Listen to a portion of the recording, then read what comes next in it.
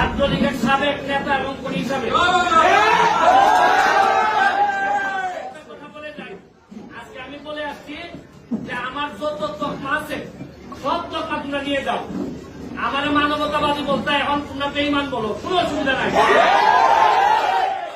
শেষ বিন্দু পর্যন্ত আমি বঙ্গবন্ধু কন্যা জননেত্রী শেখ হাসিনার সাথে আছি এবং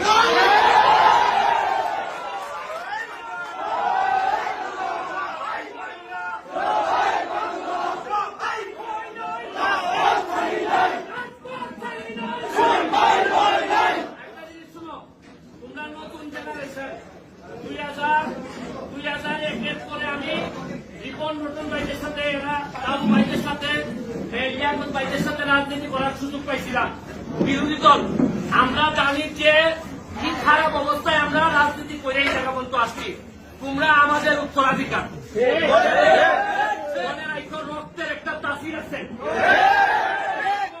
আদর্শের সৈনিকরা যদি একবার দাঁড়াই যায়, একবার তাদেরকে কেউ আর দাবাই রাখতে পারে না।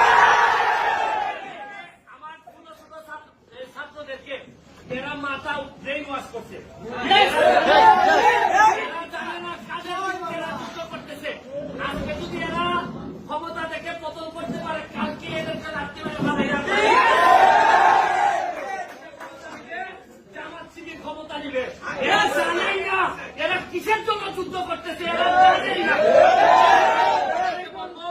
যতটুকু পারো ছোট ভাই যারা আছে বুঝাবা, তবে এদের সাথে যারা জামাত বিএনপি ছাত্র শিবির যারা আছে তাদেরকে প্রতিহত করার জন্য বাংলাদেশ ছাত্রলীগ একটা বড় ভূমিকা রাখবে।